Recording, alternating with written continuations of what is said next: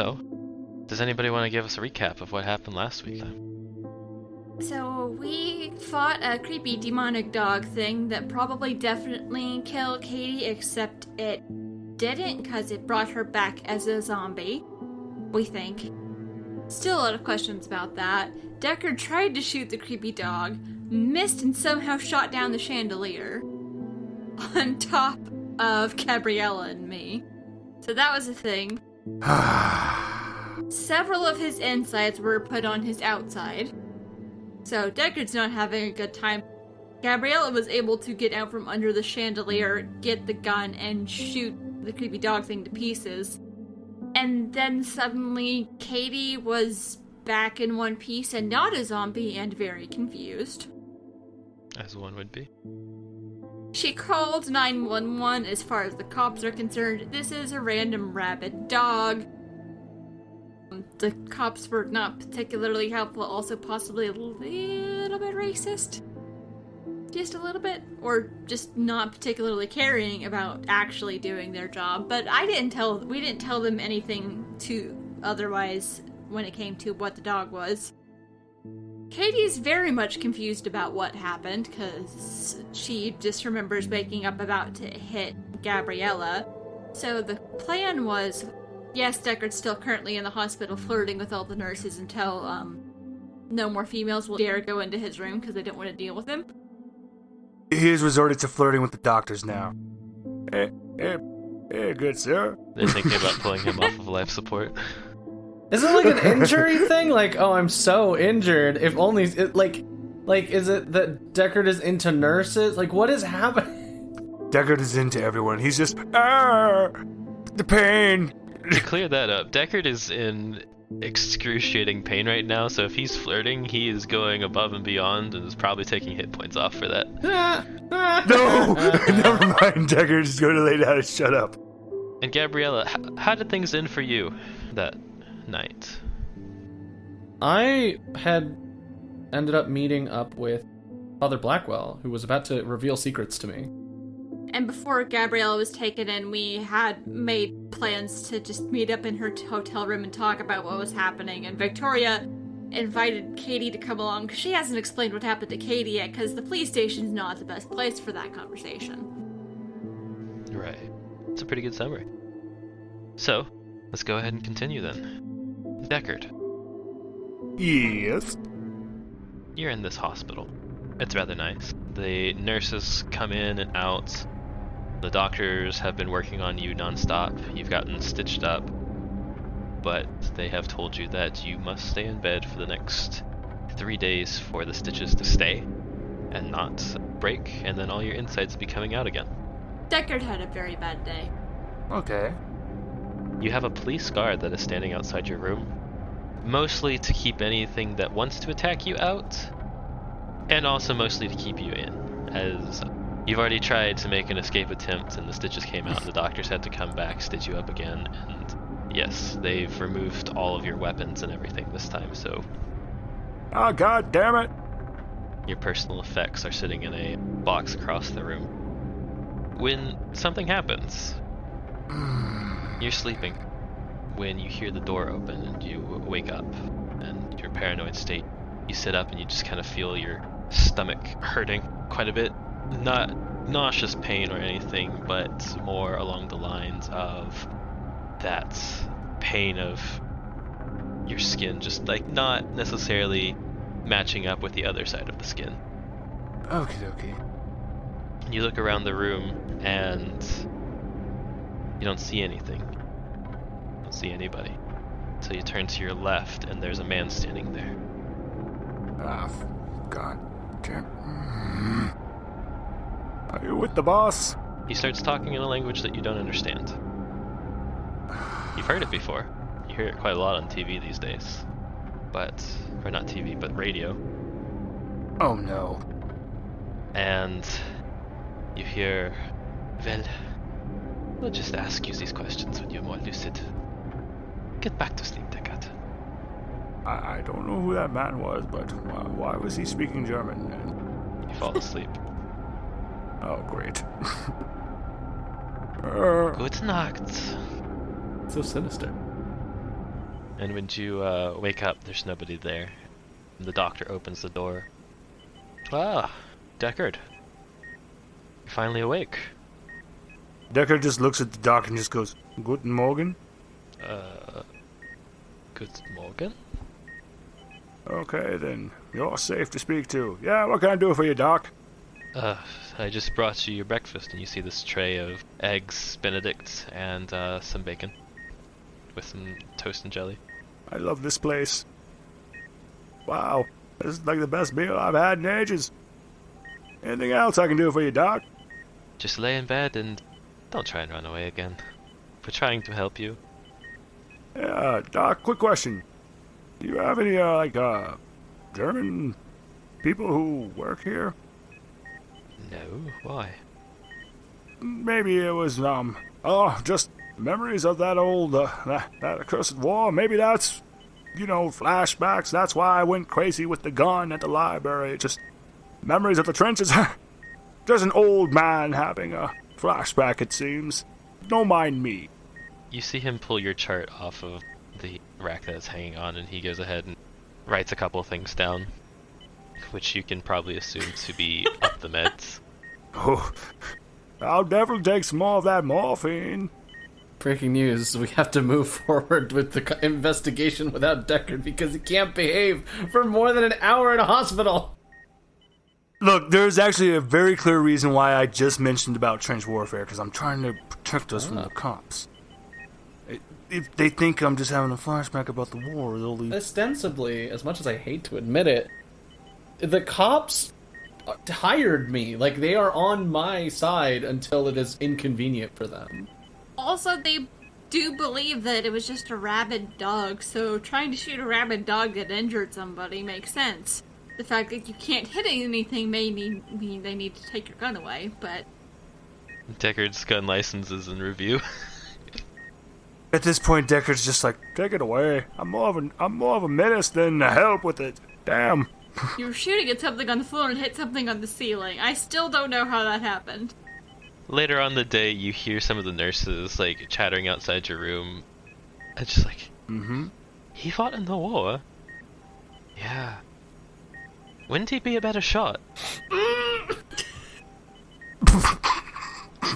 Deckard just cries in the bed. Absolutely devastating. So, rewinding time a little bit, back to Father Blackwell and Gabriella. Oh god, I wish I knew in character, because Deckard would totally not say, you should not be called Father Blackwell. It's all cover. It's a lie. Well, yeah. Clearly the guy who is a secret society member who, stops ancient evils probably doesn't have a real name anymore. At least that's my guess. Damn it, Deckard really needs to talk to Father Blackwell. So, you mentioned the name Basilica. It's about all I've been hearing. Yes, it's becoming more and more threatening to our country here and the world at large. I need to ask you a question first. Ask away. What did the dog look like? So, for context, the dog was, wrong, right? It was just not... Well, I believe it was missing its jaw. It was It had weird glowing eyes. It was covered in mushrooms. Yeah, oh yeah. It was the mushrooms. It was bad to look at. And it was green. Yes, it was green bluish violet almost, covered in mushrooms. Yeah.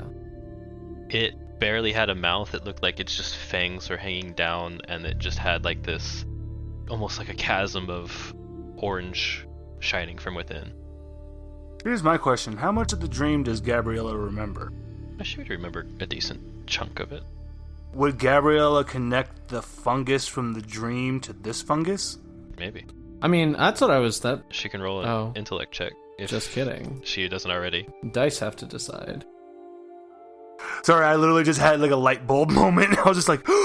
If it's feasible for her to connect the dots, then absolutely, you know this. But if this is a new idea to you, the player, and Gabriella, then I would have you roll for it.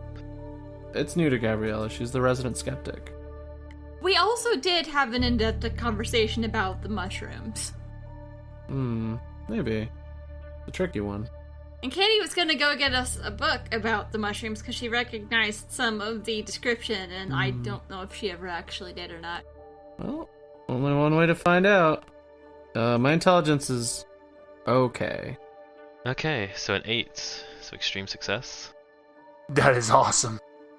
So you're starting to connect some dots here. If fungus has been present from what happened at Amesley's house, then fungus is present now.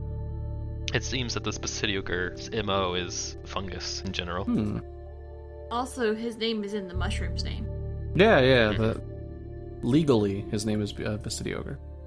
So, that night that we found you all, you were each passed out in your own location. For Decard, we had to scare away the massive creature that we're still working on a name for. Your friend, we had to pull out of a field where she was quickly fading. Wait, so we were... Yes. So not only did it happen, we survived it. Yes. So much for it being a bad dream. But then it didn't happen. But there was a dog present that night that took the form of yours, Bosco. Do you remember? Oh. There was another Bosco. That's why we put jelly on his head. The second Bosco. That's why we made efforts to make sure we could tell apart mine. Did you have something to do with the second Bosco? No. That's what we were here looking for. There was another there that night who was not as lucky to be found until much later by the cops. We were trying to find a name, we were trying to find out who he is and how he can shapeshift into a creature. Wait. Don't mind me, Father Blackwell, but are you telling me that shapeshifters are a thing?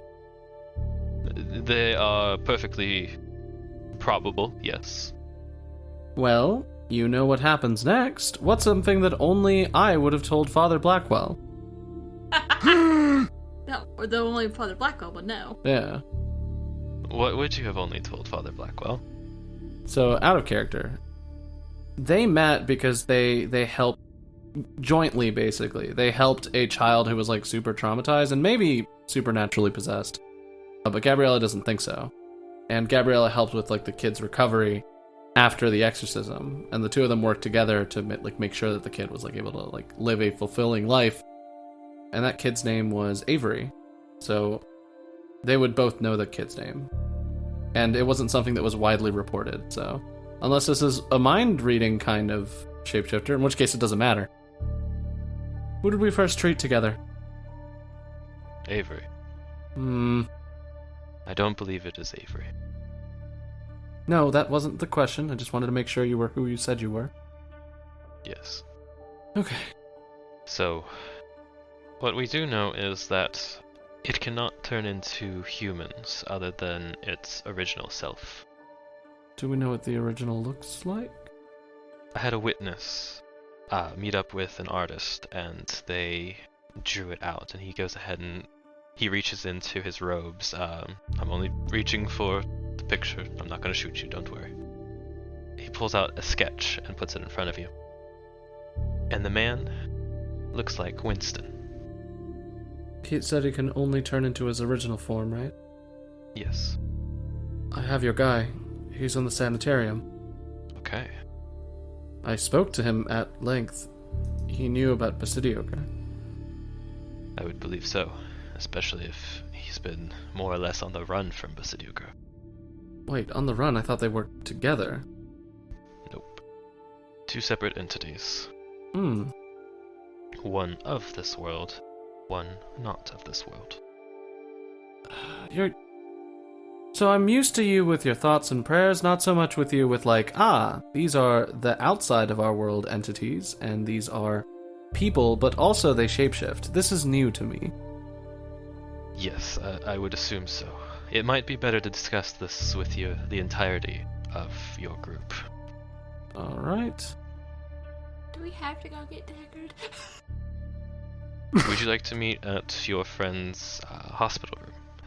Actually, that knowing Decker, there's probably a lot of traffic in and out. I think they attract people to talk to them, at least to be heard all the time. So, And trust me, I doubt that thing is getting much visitation. all right. In that case, I suppose the hospital might be best, but maybe we should move to a second location afterwards. He's gonna need time to recover. It's gonna be hard to move him, but I can see what I can do. Hospital, but making sure that we're not followed. Sorry, you just had me worried that every animal I might run into might actually be a horrible monster mash ready to kill me. Part of the line of work, and I asked you if you wanted to forget. Still an option. We can go back to our regular lunches. Right, but then I'd always have that inkling in the back of my mind that you're hiding something, and that's kind of its own misery. Fair enough. Although, our previous test subjects of the medicine to make you forget don't have that inkling. It's actually quite strange that you three were able to remember it. Wait, you dosed me? He, Oh, wait. Far away in the distance, you just hear a, "Ha!" That whole day started over. It didn't start over. Does Victoria walk in? Oh my god, they gave us amnestics. No, I feel like Victoria's outside trying to keep Katie distracted while also trying to figure out, okay, who's in the room with Gabriella? Should I be concerned? She might have moved, like, closer to the door so she could tell if there's any awkward silences or screaming coming from the inside, just in Right. case. But I don't know how much of... Should I roll to see how much of this I've actually been able to pick up? You're more than welcome to.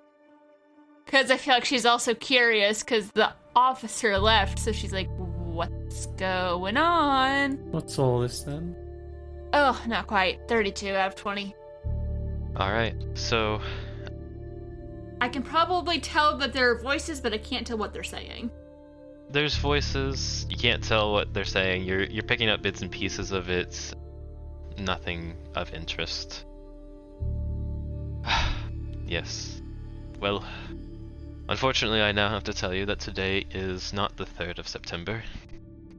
It's not a Monday. It's actually a Tuesday. Wait, how did that not mess up Victoria's classes? I had class! You did? What? So, what made the difference now, right? You were perfectly willing and ready to dose me to have me forget about all of this, but you bring me back in? It was never my intention to bring you back into it. I was hoping you'd forget the dream. Forget about Basidioka. I would have given you the same proposition to forget it again, and if you had chosen to, you would forget. And we wouldn't be having this conversation, you would have gone off to do your job, and we'd be having lunches again every day. I'm gonna miss the times when I was ignorant. We all do. Well, I suppose we should probably let Victoria in on this. Are you actually still a priest? Is that a thing, or is that part of your deep cover situation? No, I am a priest. Oh, okay. My organization works not with the church, but it is, I guess you could say, government. No one actually recognizes the badge, and he shows you the badge and he puts it there. It looks to have the royal symbol on it. It's a red and white. Nothing too fancy, there's no distinct lettering on it. Why don't we meet tomorrow at Decard's hospital room and we can talk about all of this, and I'll explain it to your friends and anyone else who you trust to bring along with you. Alright. And Victoria, I know you're listening at the door. You're welcome to bring Katie. I imagine he said that just loud enough. She's like, she jumps a little bit. What do you know? I was just trying to make sure my friend was safe. Roll spot hidden, Victoria. Nope. You're not quite sure, but there's a man standing in the hallway in a black suit. You think it's just the police. I hate that, thanks. Uh-oh. She'll turn to Katie. Oh, looks like we'll get some answers soon. Just might not be how I expected it. Until then, please take care of yourselves and watch your back. He goes ahead and puts a revolver on the table in front of you. You're welcome to take this if you'd like. It is for your own safety. Better to have than to be in need. Well, I did do pretty good with the last time I used one of these. Unloaded a full clip in a demon dog. You did? Yes. I have my secrets too. There wasn't much to the secret, I just used a gun. I take the revolver and I put it in my bag. I'm almost proud. So, quick thing, if our person that's hiding in the sanitarium is an enemy of Basidiogre, how much do we trust him? Not at all. Okay, that's what I expected. He was still there to attack you. Right. Him and whatever cult he was working with. He gets up. He extends his hand to shake. I look him up and down, kind of like reevaluating who he is to me now. Definitely not who he was. And I shake his hand. You shake his hand and he just tells you, it does get harder and harder to make you forget these things in case you ever want to. Oh. So, just remember, the more you see and the more you do in this line of work, the harder it will be. Suppose I'll have to live with that. Anyways, I bid you adieu. And he goes ahead and walks out. Oh, and by the way, you are free to go. In case you had any questions about that, the police won't stop you. That's good. I've got some questions for you, but we can get to those later. Oh, I'm sure you do, Miss McGuire. Starting with, how do you know my name? I know a great many things. I'm not sure I like that, but we can deal with that tomorrow. He walks off, and behind him, the man in black follows. Ooh. Oh, wonderful. He didn't come alone. I don't think he's ever been alone now that I think about it. You start remembering as you're seeing him walk down the hall with this guy. You've always seen someone with him. Not near him or even in the same room as him, but you've always seen a man with a suit.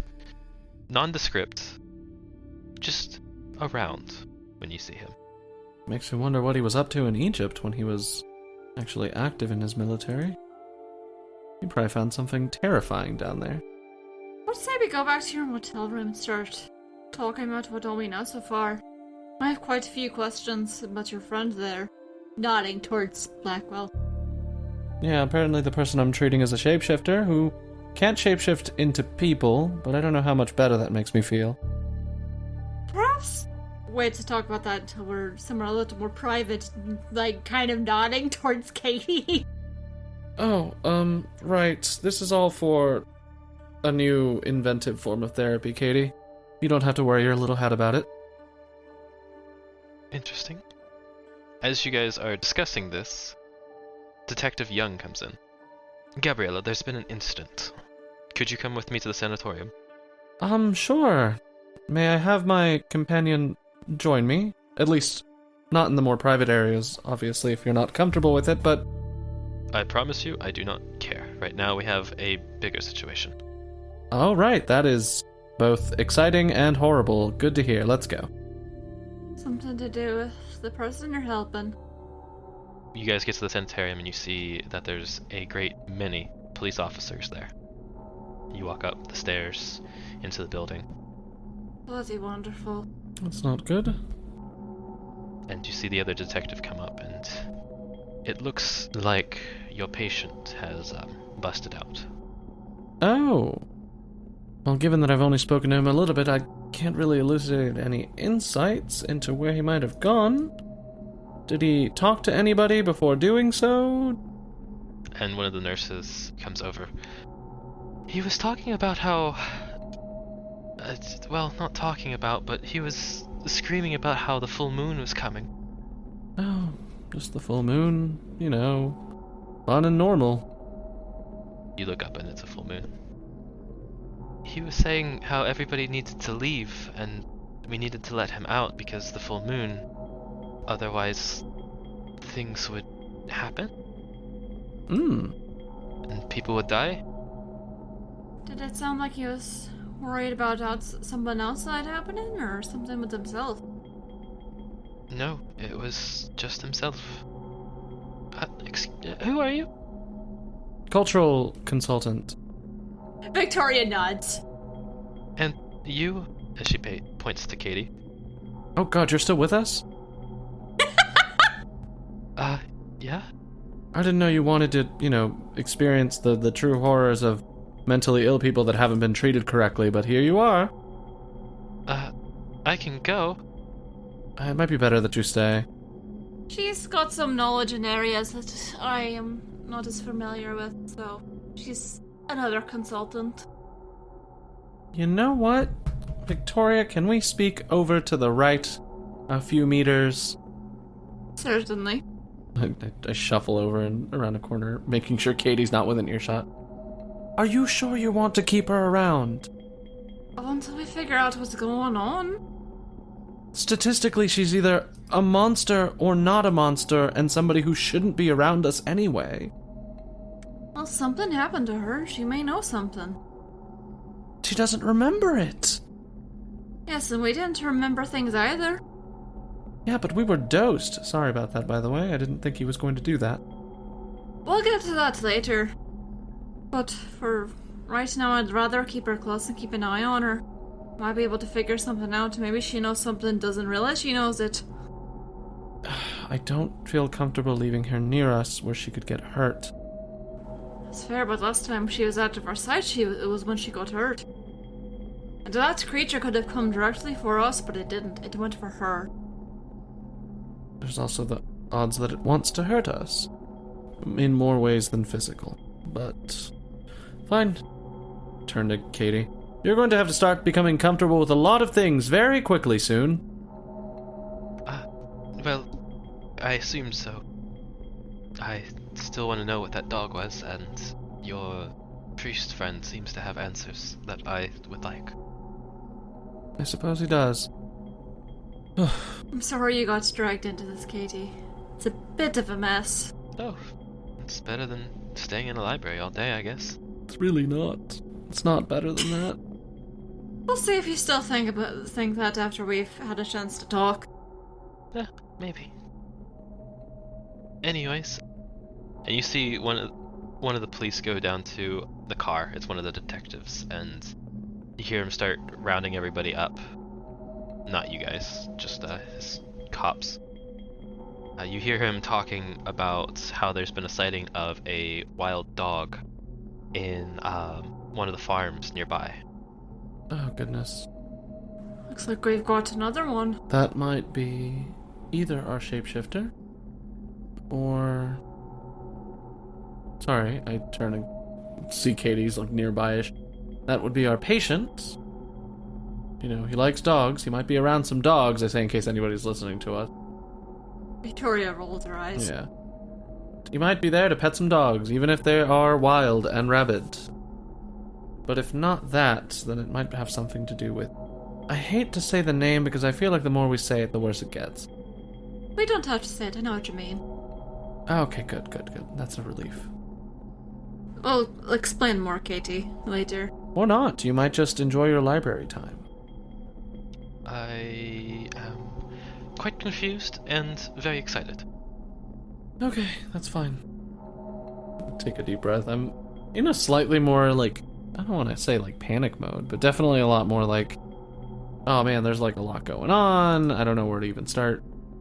Suddenly, this is all very... What's the word I'm looking for? Well, I suppose more eyes are better. We're looking for a large dog that might lead us to the patient. It'll look a lot like Bosco, given that I believe this patient might have a wicked sense of humor. Oh, sense of humor is the only way I'm getting through this. Oh, well, we learn new things every day. Is your patient prone to putting on costumes? You know what? Let's go with that. And if it helps you parse what you're going to see, then even better. Okay. She looks at Bosco, and Bosco looks at her. Bosco does the dog thing where he, like, tilts his head a little bit. And Bosco does not do that. Wait, what? No, Bosco does that. The minute I lose agency over my own dog. Wait, no! Not like this. Oh no! Oh no. Oh no! Oh no. The detective comes up to you and says, "Why don't you go back to your motel? We'll come gather you in the morning. If we can find him, I'm sure that we'll be able to bring him in." Right. Remember, he is somebody going through a lot of pain. He's not actively dangerous. Unless you see him doing something actively dangerous. I'm not sure that we will, but if we do, you might be let out of a job earlier. Oh, that's not the nice news you think it is. I'd much rather see him alive and well, personally. Yeah, alive would be preferred. We'll do what we can. And he goes ahead and gets into the police car, and they drive off. So, back to your motel room so we can have our conversation? Right, that might be a good place to start. Maybe get some drinks to the room? I could use some of those. I think I could too, if you don't mind me tagging along. And as much as it pains me to say it, Decard Lazarus likely has information on little boogie monsters that we happen to be fighting, so... We can talk with him tomorrow. Yeah, we'll talk with him tomorrow, and... Let's not mention Father Blackwell. I fear it might be bad for his heart. Isn't your friend going to be there tomorrow?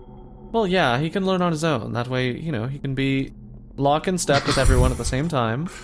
And if he's rude, I can tell him to stop.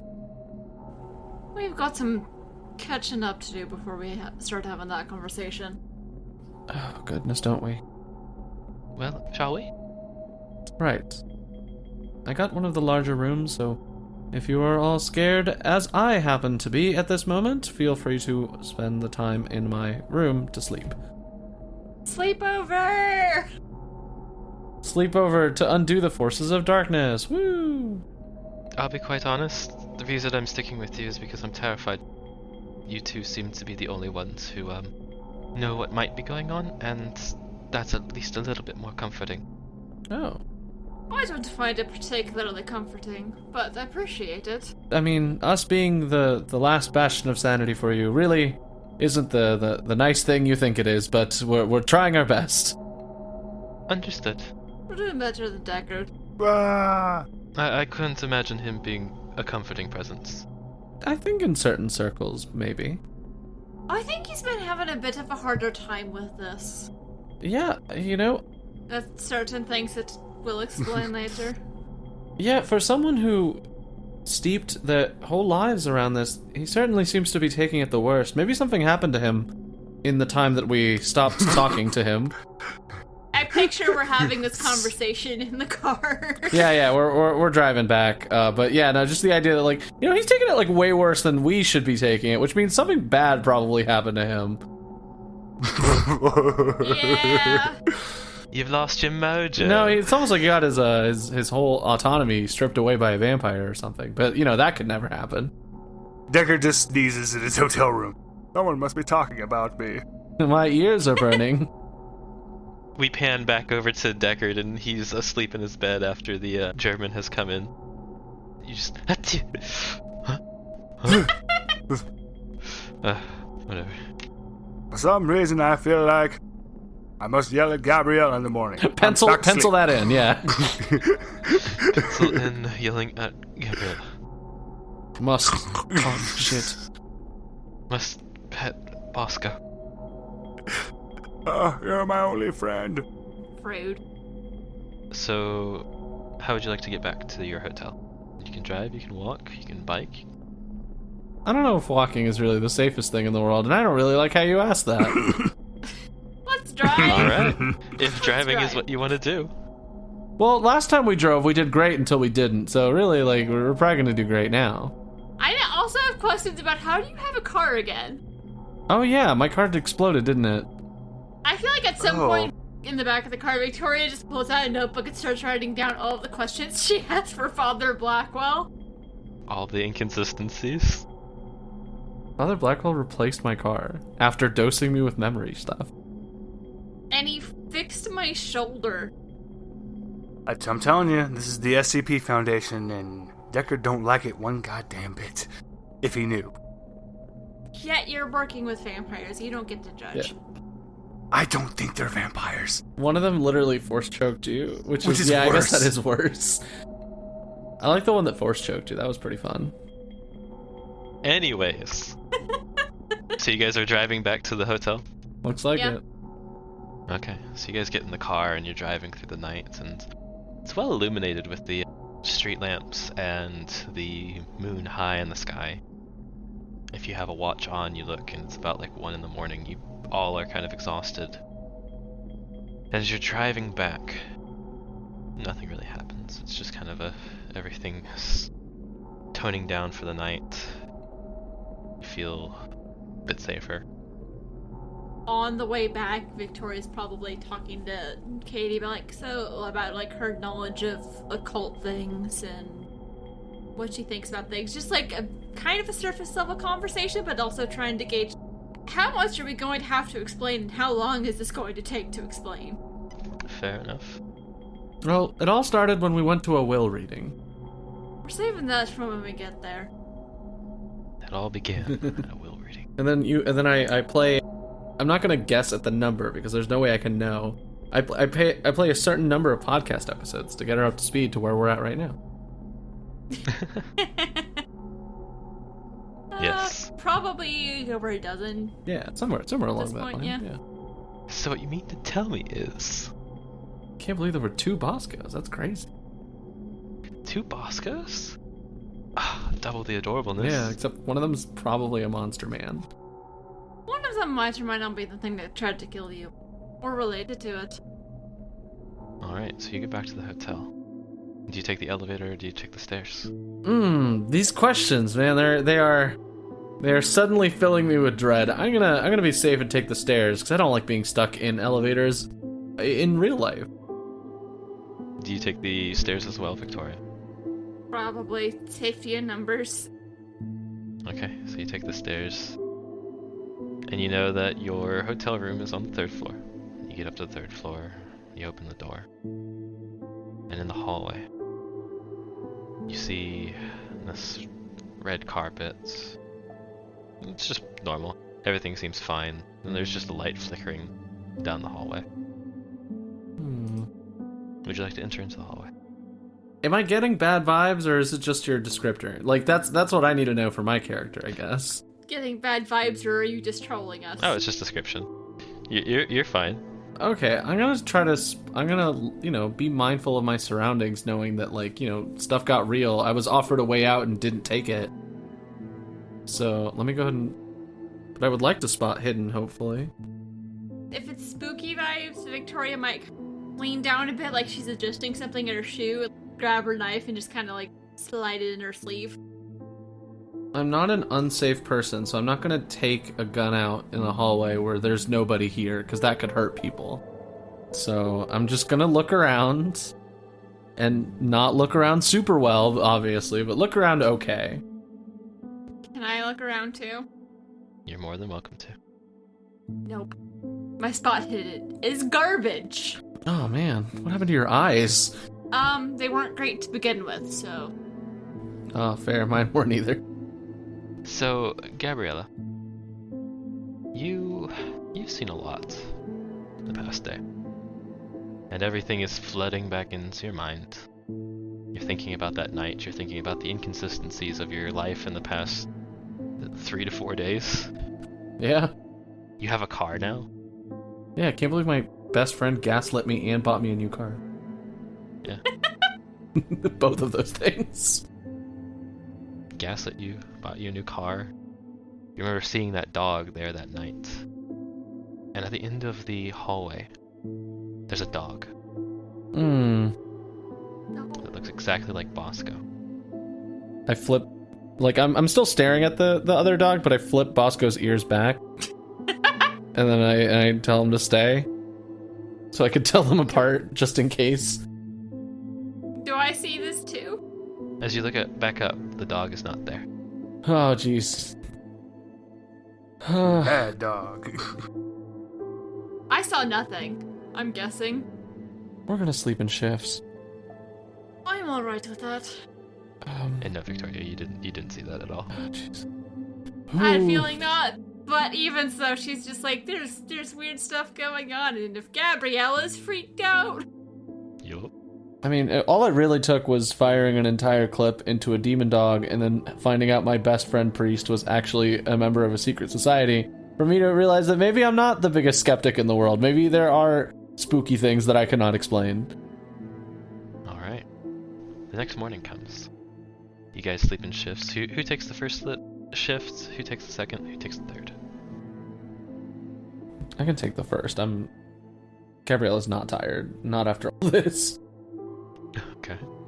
I can take the second if Katie doesn't mind waking up early, or if she wants to take the second, I'll take the third. Gotcha. Throughout the night, none of you really see anything, none of you hear anything. You hear sirens off in the distance. You hear people coming up the stairs. All of them seem to be just people in good nature, getting back to their rooms after late nights at the bar. You guys have drinks brought up to the room here and there. It's not the easiest night to sleep through. Nope, because we still have a long, awkward conversation to have with Katie. How would you like to have that conversation, by the way, before we go on to the next day? I want to be mindful to, because, to get into the mechanics of my brain right now, I imagine people in Call of Cthulhu world also have sanity, and I want to kind of get a vibe for how well adjusted she is before I start unloading the Eldritch truths, you know?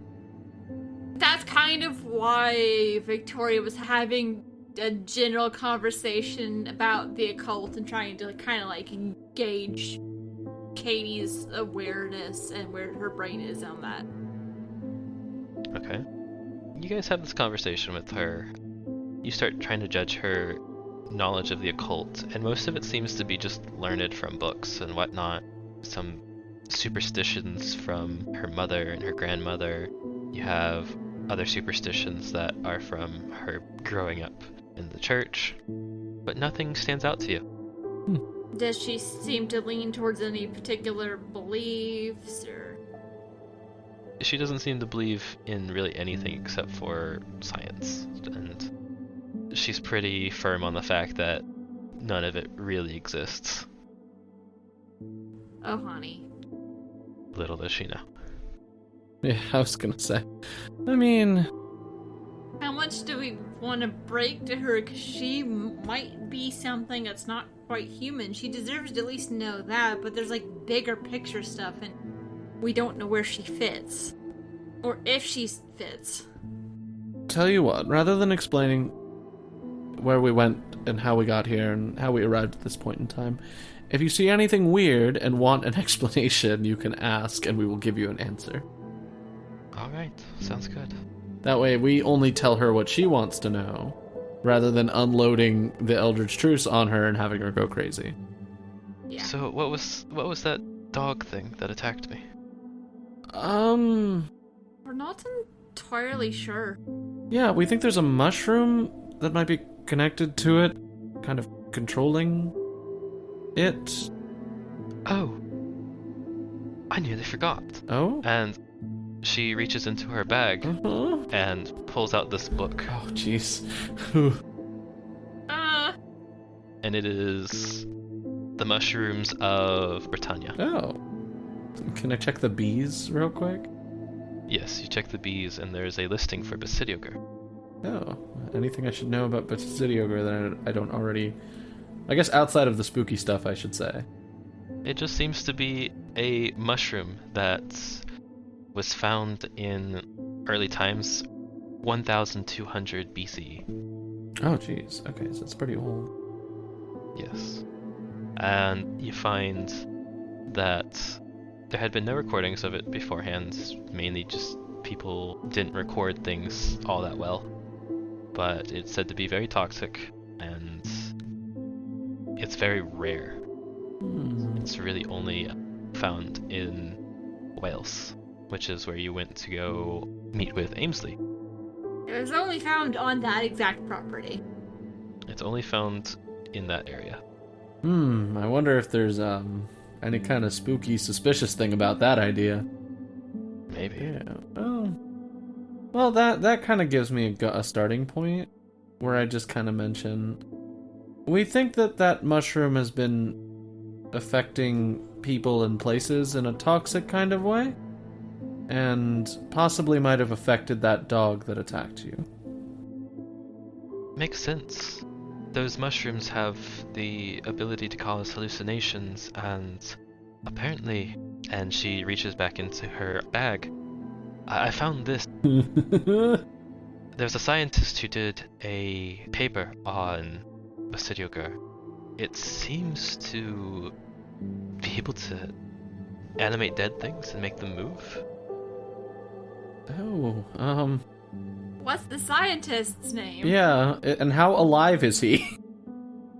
You see, that's the thing, she points to the paper where there is a black strip through the scientist's name. Redacted.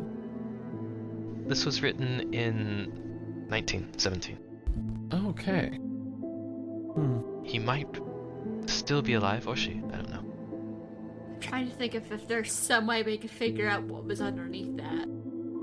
I can take it back to the library tomorrow and see if I can remove the redacted strip, but it might mess up the whole document.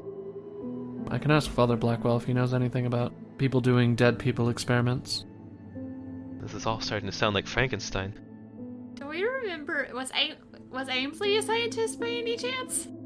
He enjoyed listening to all of your work, whether it be myths and mythology, Decard about whatever Decard does, and the psychology that was done by Gabriella.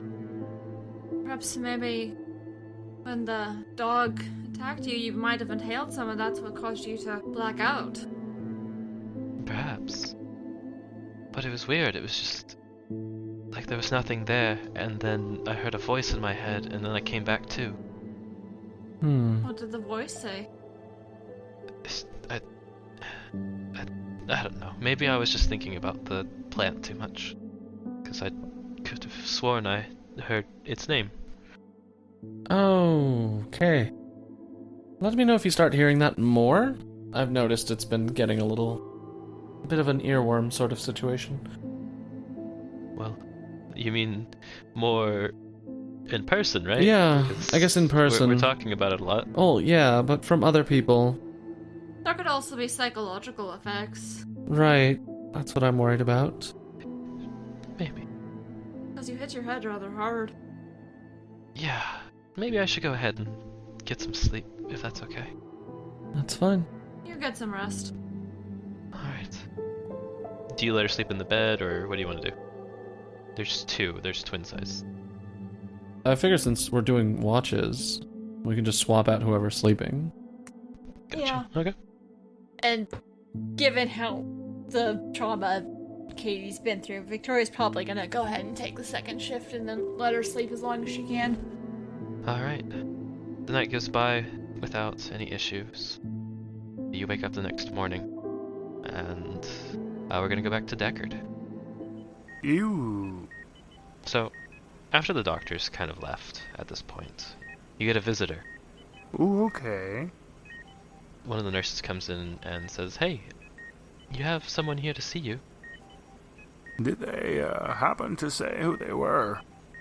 It's this woman. She says her name's Gwen. Gwen, Your boss wants to come check on you. please, let Gwen in. Okay. She goes and she leads her back. Here she is. Let us know if you two need anything. I'm sure we're going to be perfectly fine. You see Gwen smile at you as you say that. So, I see you've gotten yourself laid up in bed. Day one. Yes, it appears I have ran into some unexpected difficulties. But even though I'm laid up here in the bed, I do believe I might have some information already for you.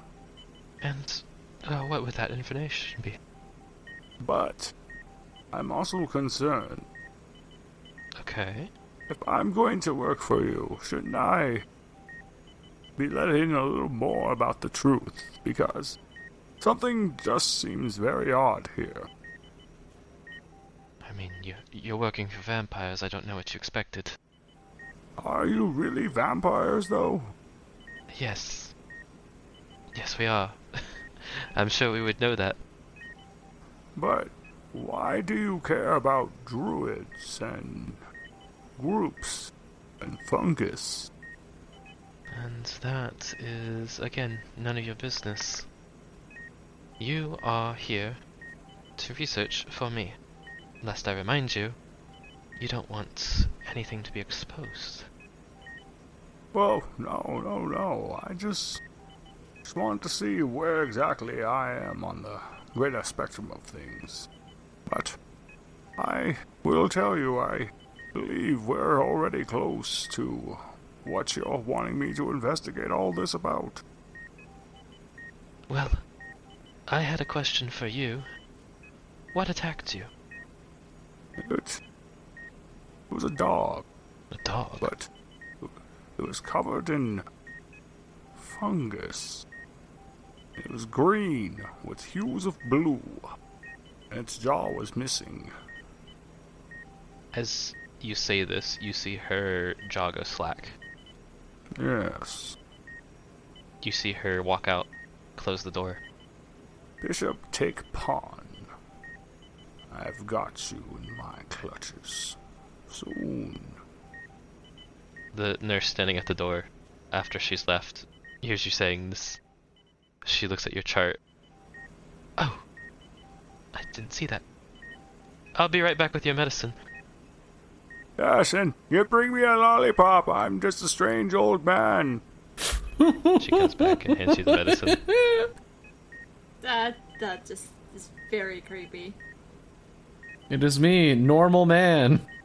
Hello, no normal humans. Would you like to request anything while you are in your hospital bed? The nurses say that they're willing to help you out if you need anything. So, I have a request for some strange items, but that's where this will make sense. Deckard would like to have a chessboard brought to him, pen and paper, that's it. Oh, and some ice cream. Okay. They bring you the chessboard. It's rather used, but still made out of a nice oak wood. And they put it on a table next to your bed, and one of the nurses asks if you'd like her to play with you. And they also bring you the pen and paper as you request, and you get ice cream brought to you with a cherry on the top. This is actually perfect. He would love to have the nurse play with him. Because in his mind right now, he sees the nurse as himself, and he is Gwen. And he's just thinking about, as he does each move, why am I doing this move? And why would I be doing all this? And as he does each move, he puts a note into his notepad. Okay. I actually have a question for maybe if I could do an occult roll for something. Absolutely. This is what it would be for. So I've been sitting here just running my brain racket. This is why I've been quiet the entire time. Okay. So, may I do an occult roll? Because I'm trying to piece together about these druids and the fungus. So I'm trying to have them just think back more about the dream. About any specific iconography, any separate details that were there from the cloaked figures. Okay. Feel free to roll. That is a success. You remember the green wheel. That's really the only thing that you were able to see. That's actually the perfect detail I wanted to remember. Because I know specifically Gwen has been asking about that. Mm-hmm. You remember the green wheel. You remember that... Victoria read from that book for an hour and shared details with Mm-hmm. you. Mm-hmm. Oh, don't worry, this isn't... Decker's going to be sharing everything with you. You just need to be careful about who we talk to with. Yeah. You remember that their robes, in the light, you could see that they were kind of this... I'd like to say a mottled green. They almost blended in with the background. This is good, because as Deckard recalls all these events, the last thing he's going to make in his notebook as he does his final move against the nurse is potential threat to the species. And he underlines it. And that's when he's just, I think I have a hypothesis. As you say this, you zone out. Your vision becomes blurred. Oh no. You're thinking that, oh, the medicine's kicking in. And everything goes black. And you're back in the mansion. You're standing there, everything is frozen. Frozen in time. You see Gabriella looking like she's about to run up the stairs. You see Victoria about to do the same. And as you look around, you see something in the room upstairs. You see the light on. Everything else is out. You see something moving from that room. Roll me a spot hidden. Damn! You lose focus on it, and you start looking outside. Roll me a spot hidden. Please tell me the second Bosco is there. I have to use luck for this. Okay. So I'm going to use 22 points to make that a success. So, you look out the window, and you see Bosco staring in, but it looks off. You see Bosco's form, but the closer that you look, you see almost a ghostly man standing behind Bosco. In that, you see through it. And behind it, you see a robed figure. And then you see more. As you've gotten the feel for who these figures are and what they're wearing, you're able to spot them easy. And they're all around the house. So, Decard is not going to go upstairs to the light because Decard thinks he's looking at Ainsley behind with the dog. Okay. Decard wants to follow the dog. Alright. Would you like to walk outside? Yes. Okay. You open the door. Doesn't want to move, but you manage to just pull it off of its hinge and move outside. And everything's just, the door just kind of like floats there in place. So, you know how when you're approaching it, when you're usually approaching a dog or an animal, you present your hands to where they're non-threatening? That's how Decard's doing. I'm a friend. The dog doesn't move, everything's frozen in time. Oh yeah, durr. As you get closer, you see that the man, you've seen him before. You saw him on the newspaper. He was arrested recently. Something happened and he was being held. He was sent off. He was in Oxford. You remember now. Wait, and this is the ethereal figure behind the dog? Yes. Okay. This is all starting to make more sense now. Decard looks at the dog, looks at the ethereal figure, and that's when he goes, "You're not Ainsley. You're that dog. I need to find you." Something like that. Decard's eyes just bulge. You can talk to me. You're not frozen. And you see someone step out through that visage. And it's a man wearing a priest outfit. I believe you should go back to sleep. You know what? I think it would be best. I would like to go back to sleep land, please. And you see this dust in your face. And when you come back to, the nurse is looking at you. Are you okay, Mr. Decard? May I have a glass of water, please? Yeah. Also, did you let me win? You look at the chessboard, and your king is knocked over. Yes. Decard goes, "Oh, no, you're just that much more of a skilled player." You have been listening to Beyond the Crumbling Veil, a Call of Cthulhu 7e actual play podcast by Styx Helix Productions. Part of Pseudonym Social, a creative podcast network changing reality one story at a time. If you enjoy the show, please consider leaving us a review on iTunes or Podchaser or wherever you're listening, because it helps people find us and we appreciate it so much. Beyond the Crumbling Veil is DM'd by John Foman of Styx Helix Productions. Decard Lazarus is played by Brian from Dungeons & Pop. Gabriella Slaughter is played by Ian, who you can find in actual plays near you and is at Ian Caliente on Twitter. And Victoria McGuire is played by Brianna Jean, who you can find at Brianna Jeans on Twitter.